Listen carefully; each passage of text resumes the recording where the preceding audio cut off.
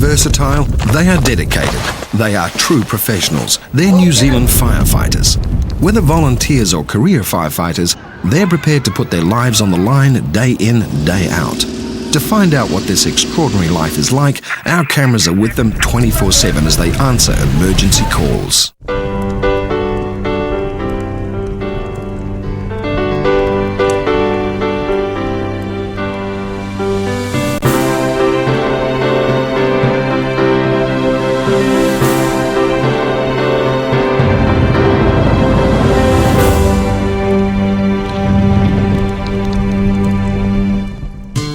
Papakura Station, south of Auckland.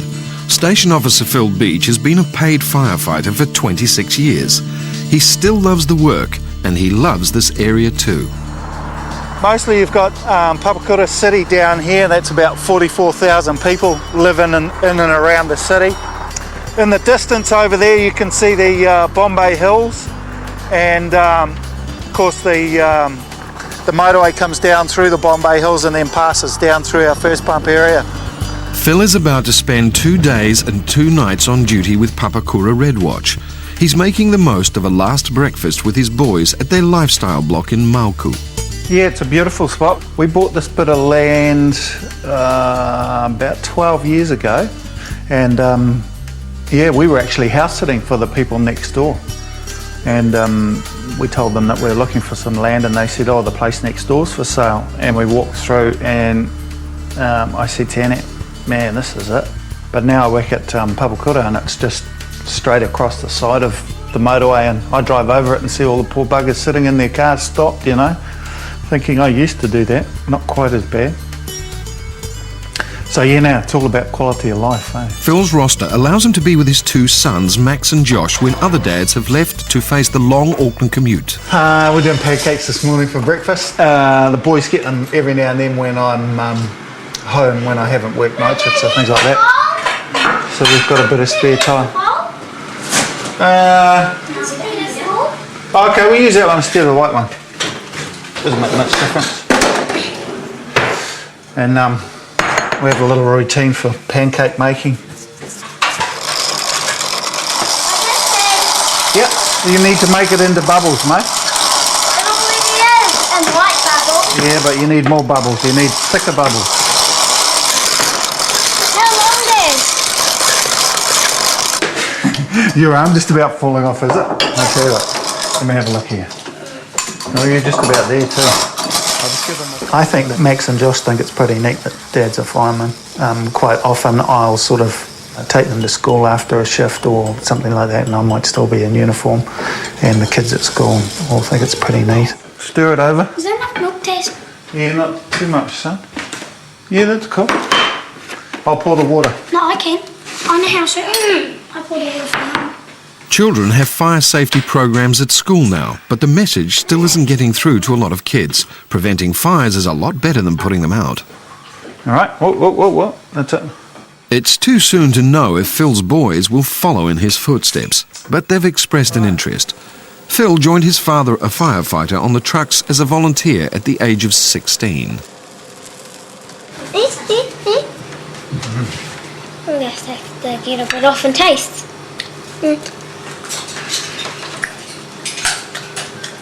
Tastes yum. Bit burnt though. Bit burnt? Hardly.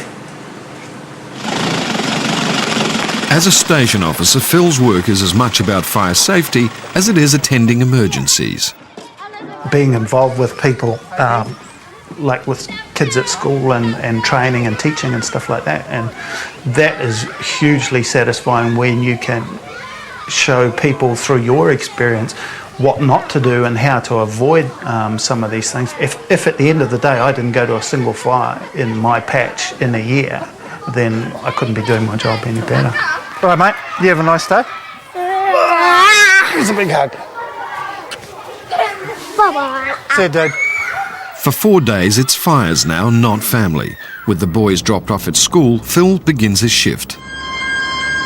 This call-out is to a fire started by children the same age as Phil's. Only 10% of fires lit by children are reported. The ones requiring call-outs are expensive, tying up $7 million worth of fire service resources every year. It is 3 cars that have been lit on fire, and they've been set on fire by 10-year-olds apparently. What? Are we allowed to squirt them if we see them, Phil? That'll give me a good smack around here. Oh, they'll be politically correct, haven't they? We'll go for a walk over there from here, and then you can go back to the other side, you know where the road is? Somebody come with you? Squiz around if we don't get in closer. And have a squiz and see if you can get in closer, yeah. The access is pretty hard to get into, so we'll leg it in and see. Put an informative in multiple derelict vehicles on fire. Brigade investigating access. Watch out for holes and ruts and things in here. Come on, honey, speed it up. Something like that. We'll just move back in case something goes bang. You never know what sort of rubbish they load in there. I think there's a Go. One of the downsides to our area here is that we seem to have a few people that are spending a lot of their time stealing and burning cars. In 1 year, 42% of our incidents to fires were suspicious car fires, where the car had been stolen and torched. The weather's coming on us, so we're going a bit of a rush here, but we're going to try and get the truck through a bit of a BMX track or motocross track or whatever. Because we're in clay, it's going to turn it all to slush, and the trucks aren't four-wheel drive, so we might be here for good. Phil's worried that if a real emergency call comes in, their 13-ton fire truck will be stuck here, unable to respond. Come on, come on. I am panicking. I don't want you to f***ing fire engine stuck in here.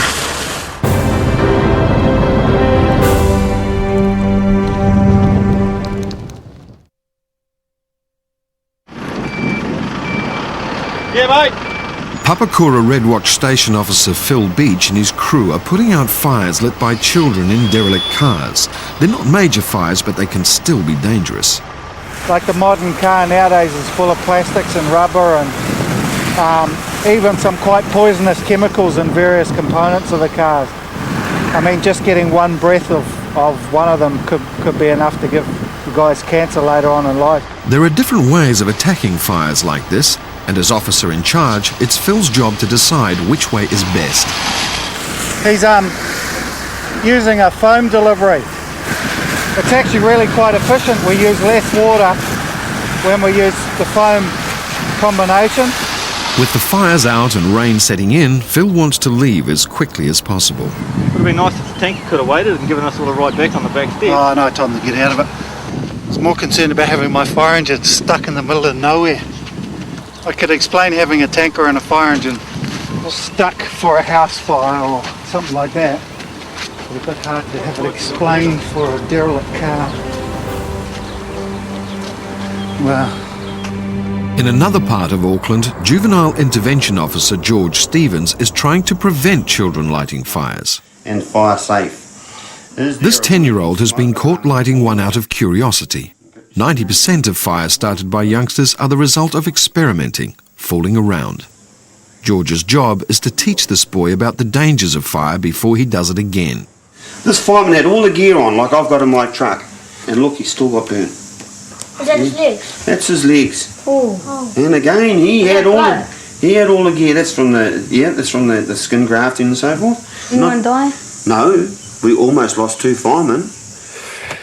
And it's part of our policy that we believe in trying to raise the awareness. So today we're going to look at the house and look at the best place to put one smoke alarm in between the bedroom and the kitchen. Most fires start in the kitchen, 1 in 3, and most people die either in their beds or in their bedrooms trying to escape. Okay, I'll get you to test the smoke alarm now, and you hold it down for a couple of seconds. Now don't forget that that's now your job for the next 8 weeks at least. Every week you have to come and test the smoke alarm. I think that the father's involvement, at least he was part of the intervention, and I would be reasonably confident that this family will be more aware of preventative fire safety. Yes, I feel quite good about this one.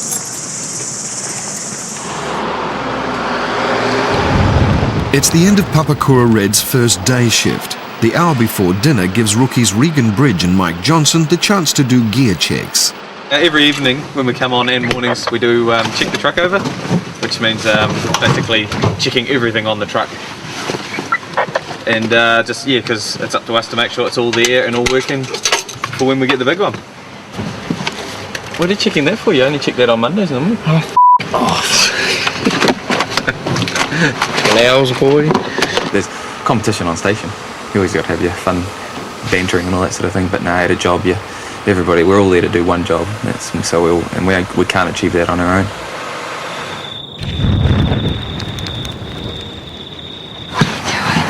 Oh, we're just short sheeting full speed at the moment. It's a bit of an oldie but a goodie. Being constantly ready for emergencies creates stress for firefighters. Black humour and practical jokes are popular ways of dealing with it. No booby trap set by the guys.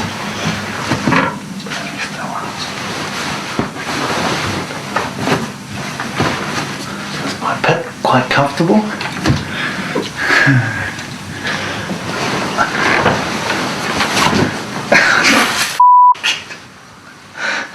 And these pricks have done to my bed, they're short sheeted it. So I can't even get into it. Excellent.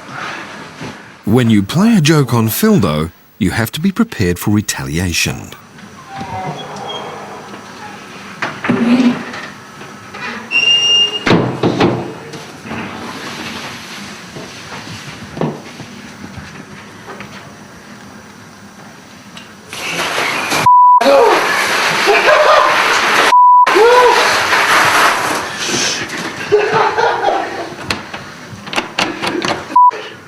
He's locked his door. You have to have his shit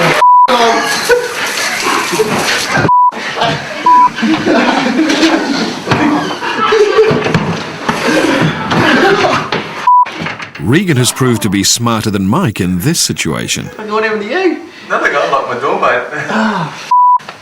I hit the busting. I heard him get into his bloody bed. It's all on now. I'm fucking shit. I'm like, oh, Jesus, it's time to lock the door. Oh, did you hear that? That was a good move, locking your door, actually, because it meant Mike had to have your share. I learned too, I got the towel by the bloody door and everything. Yeah, excellent. Right, I can go to bed now. Good night, guys.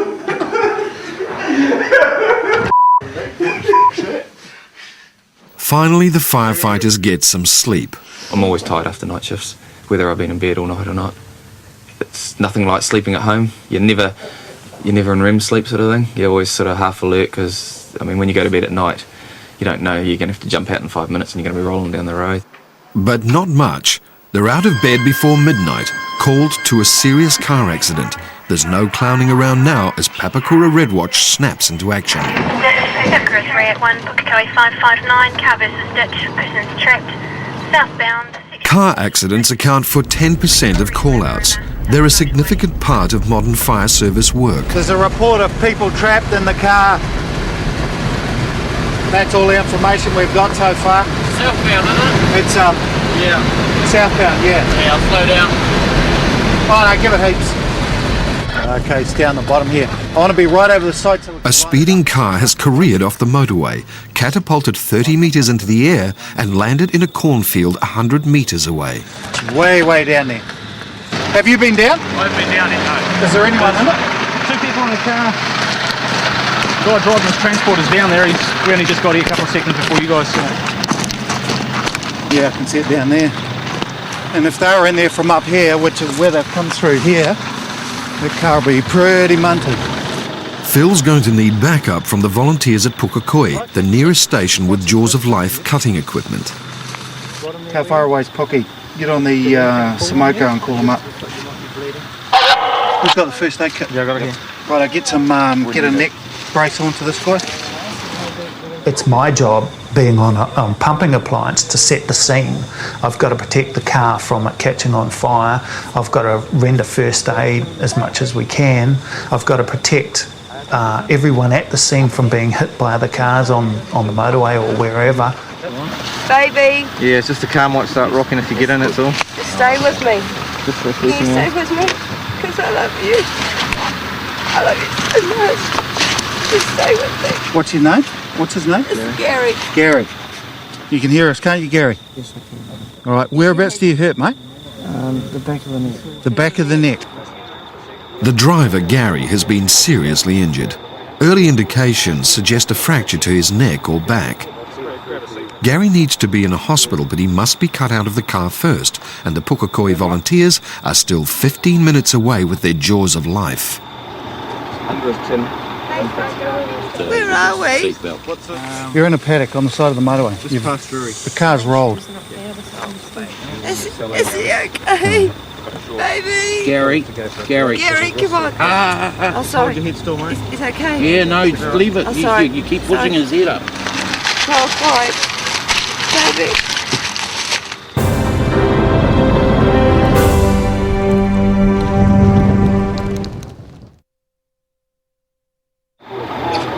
Phil Beech and his crew of paid firefighters are trying to rescue two people trapped in a mangled car. Fire service volunteers from Papakura are racing to the scene with jaws of life cutting equipment so that Gary, the driver, can be taken to hospital. Really, you've got half an hour in order to get them out and then half an hour to transport them. It's worked out that the longer you take over that, the chances of survivability take a nosedive.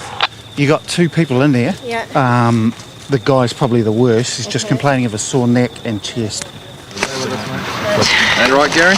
Is that feel any better on the back of your neck, mate? I'll put a different one on him, actually. You will do, mate. Had a bit of a shock. Stay awake if you can. Okay. There's still no way of accurately assessing how badly Gary is hurt until they can cut him out. The clock's ticking. Right, Penny, what we want to do is we want to get you out, okay? And the way we're going to do that is we'll get you out from this seat behind. Is he okay? Yeah, he's going to be fine. He's going to be fine. Can you just reach the seat control behind you, Penny? Up here?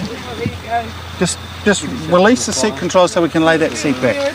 That's all right. Gary, Stay there, mate. You just rest there, Gary. You can stay there, you do really well. The Papakura volunteers arrive with the cutting gear in just 14 minutes. They're not paid firefighters, but they're extensively trained. And Phil's as tough on them as he is on his own crew. And Mike, I want the boss of the Pookie Volleys down here now. He's coming your way, Paul. Right, the first job we need you guys to do is to chop a hole in this fence so that everyone can get through it without climbing all over it. And then I need someone on the doors on this thing. What's happening, Reagan? Couldn't get it? Mark Sillis is holding Gary, the driver, in a safe position so they can cut around him. We're going for the front door first, the driver's door. The driver's door. Right, you guys got some chocks as well? Chocks. Some blocks? Yeah. Right, as you lift that up, I want a block so it doesn't come back and pinch him.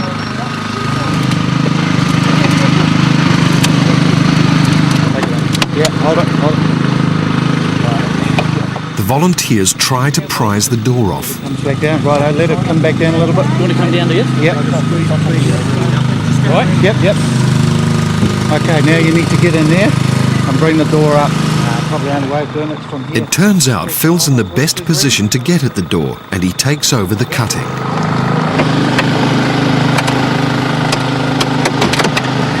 You guys got hold of the door? Mark, the big tall guy behind you. Yeah, right.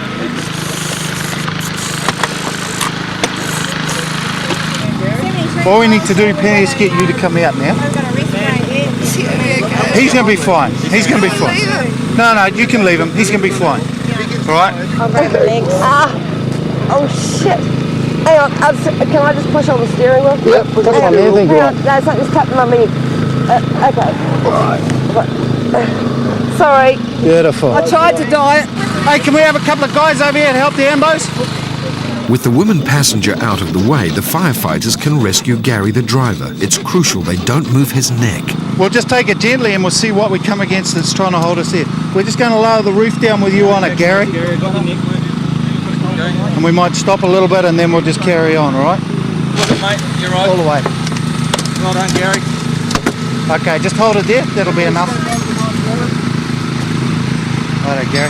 Okay, under his head. Under his head, Mark. Yeah, mate. No, Gary, we're nearly there, mate. All right. Alright, now we need a group. Yeah, mate, I know your head's sore. We're just going to put you on board.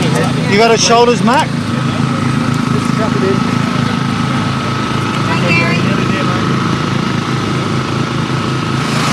What we want to do is we want everyone lined up the slippery track so that you can support the guys carrying them up the hill, alright? The rescue was fairly straightforward. The car was pretty robust, and so it took quite a bit more pushing and shoving to get doors and things cut and opened and that on it. But yeah, it's quite a successful rescue. Got them out in reasonable sort of a time, and they're off to hospital now. The guy has got his neck in a brace. He's done some injury to his neck and probably to his chest, taken a bit of a bump. And other than that, the other worst injury he said was his pride was injured, which I can understand.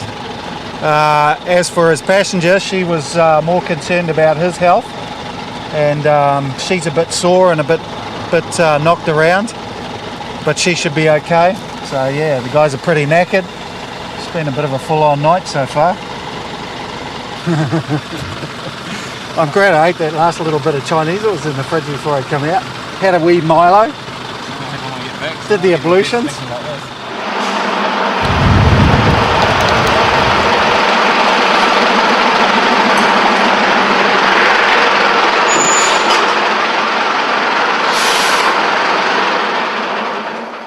So what's the plan now, Reagan? I'm going back to bed.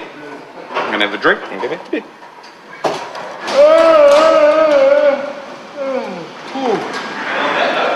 Yeah, on that note, and we get motor vehicle accidents. Some of them are pretty gruesome, and we'll come back here and, you know, guys will crack a bit of black humour and stuff like that, and that's probably a way of dealing with it. The more we talk, the more comes out of what we did, and then it leads into probably a debrief from the boss of what we could have done and what we should have done, and we all learn from it. If you're looking for the paper, I've got it. I'll have a quick squiz and then I'll catch another hour's worth of Zeds before it's wake up time.